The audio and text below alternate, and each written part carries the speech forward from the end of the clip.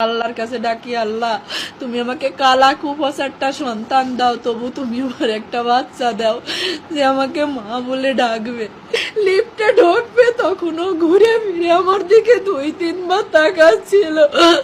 আমার ওই তাকানো এখনো চোখে ভাসতেছে। অনেক আল্লাহর কাছ থেকে চেয়ে না সন্তান আমার যখন বিয়ে হয় আমার ছেলে মেয়ে হতো না। 8-10 বছর ধরে ছেলে মেয়ে হয়নি। অনেক কষ্ট করছি আমি, অনেক কথা শুনছি মানুষ যা খাতি আমাকে বলছে আমি তাই খাইছি, তারপরেও কোনো সময় আমার ছেলে মেয়ে হয়নি। এক সময় আমি নামাজ রোজা কোরআন শরীফ এইগুলো করতে শুরু করি আর আল্লাহর কাছে ডাকি, আল্লাহ তুমি আমাকে কালা কুফাসারটা সন্তান দাও, তবু তুমি আমার একটা বাচ্চা দাও যে আমাকে মা বলে ডাকবে। ডাক্তার কবিরাজ দেখাতে আমার সিনথিয়া হয় আমার বিয়ের 9 বছর পরে গিয়ে। সিনথিয়ার যখন 4 বছর বয়স আমার আবারও ভাবু হয় না, আমি আবার চেষ্টা করি, তখন আমার রাইসা মনে আমার পেটে আসে।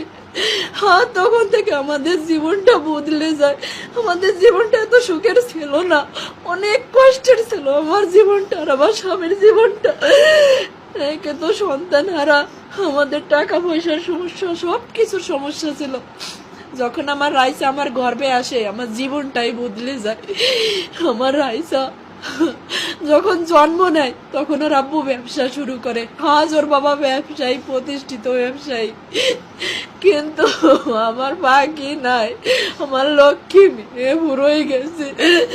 আমার লক্ষ্মী রে তো আমি বলবো না, আমার ওইটুকু লক্ষ্মী।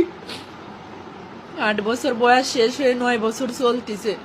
9 পারা কোরআন শরীফ পড়েছে আমার রাইসামনের বয়স যখন 3 বছর। আর আমার সিনথিয়া, আমার তখন ছেলে বাবুটা হয়নি, আমার বাবু তখন 4-5 মাসের পেটে। উমরা করতে গেছিলাম আমরা অল পরিবার, আমার হাজব্যান্ড আমার বাচ্চাদেরকে নিয়ে। আমার রাইসামনে সেই উমরা হজের ছবিও আছে। আমার রাইসামনেরও হজ করায় নিয়ে আসছে। আমি আল্লাহর উপরে বলছিলাম, যখন ওরে পাওয়া যায়নি আমি বলছিলাম, আল্লাহ আমার সন্তান খুঁত হয়ে থাকুক, তবু তুমি আমার কাছে জীবিত ফিরেই দাও। আমি আবার আমার পাখিরে সম্পদ বেশি হলেও উমরা করাতে নিয়ে যাব, আবারও আমার পাখিকে আমি হজ করাতে নিয়ে যাব। কিন্তু আমার পাখি আর ফিরে আসেনি। আর আমার পাখি যে চলে যাবে, ওই দিন আমি চেয়ার ধরে ডাইনিং টেবিলের কাছে দাঁড়াইছিলাম আর আমার পাখি যখন যাচ্ছিল দরজা দিয়ে লিফটে ঢুকবে তখনও ঘুরে ফিরে আমার দিকে 2-3 বার তাকাচ্ছিল। আমার ওই